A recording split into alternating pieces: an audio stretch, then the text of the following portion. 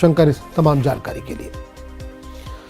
आगे बढ़े दूसरी खबर की तरफ। मुंबई के मशहूर क्रूज ड्रग्स केस के गवाह प्रभाकर सेल की मौत हो गई है। इनके वकील तुषार खंडारे के मुताबिक प्रभाकर सेल की मौत चेंबूर के महूल इलाके में वाक़ उनकी रिहाइशगाह पर दिल का दौरा पड़ने से हुई। आपको बता दें कि प्रभाकर सेल ने समीर वानखेड़े पर मुंबई क्रूज ड्रग्स केस में करोड़ों की रिश्वत लेने का इल्जाम लगाया था, जिसके बाद समीर वानखेड़े से तफ्तीश शुरू हुई थी। मामले की जांच करने वाली एनसीबी की विजिलेंस टीम ने प्रभाकर सेल को भी पूछताछ के लिए बुलाया था।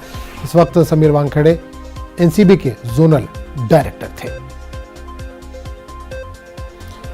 और इस पूरे मामले पर बात करने के लिए हम रुक करेंगे मुंबई के, जहां सभा नुमाइंदे प्रशांत इस वक्त जुड़े। प्रशांत, बड़ी खबर आ रही है मुंबई के मशहूर क्रूज ड्रग्स केस के जो अहम गवाह थे प्रभाकर सेल, उनकी मौत हो गई है। मौत की वजह क्या बताई जा रही है? जी बिल्कुल, देखिए हार्ट अटैक मौत की वजह बताई जा रही है। और लेकिन मैं आपको याद दिला दूं कि सबसे अहम बात यह है कि क्रूज ड्रग्स मामले में सबसे पहले जो है प्रभाकर सेल सामने आकर के उन्होंने बयान दिया था।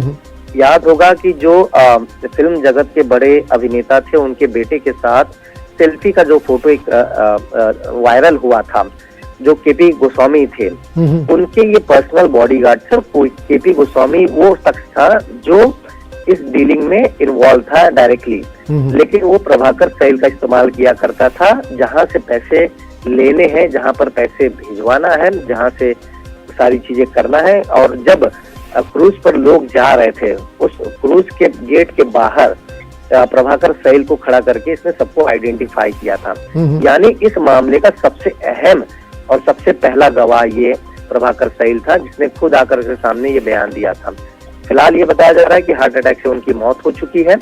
बहरहाल ये इस मामले में पहला ऐसा साक्ष्य है जिसकी मौत हो गई है। और ऐसे में देखना होगा कि इस मामले को किस तरफ से एनसीबी देखती है, कैसे इसके जो बयान, क्योंकि प्रभाकर सेल ने इस बयान को भी एक्सेप्ट किया था कि कई ऐसे गवाह थे जिनके ब्लैंक पेपर पे सिग्नेचर भी लिए गए थे।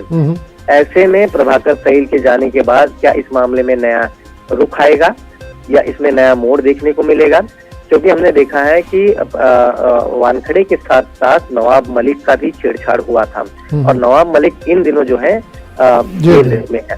जी बिल्कुल प्रसाद, एक चीज और जानना चाहूंगा कि जो इनके वकील हैं तुषार खंडारे, इनका ये कहना है कि हार्ट अटैक से मौत हुई, लेकिन घर वालों का क्या कहना है? क्या किसी तरह का प्रेशर था, किसी तरह का दबाव था? इस तरह का कुछ बातें सामने निकल कर आ रही हैं। देखिए बहरहाल ये शुरुआती दौर है। उनके वकील से मेरी सवेरे ही बात हुई है। उन्होंने साफ तौर पर यही कहा कि हार्ट अटैक से उनकी मृत्यु हो चुकी है। बहरहाल परिवार के कोई भी लोग अभी सामने नहीं आ पाए, क्योंकि अभी उनकी अंतिम संस्कार की विधि जो है होनी बाकी है।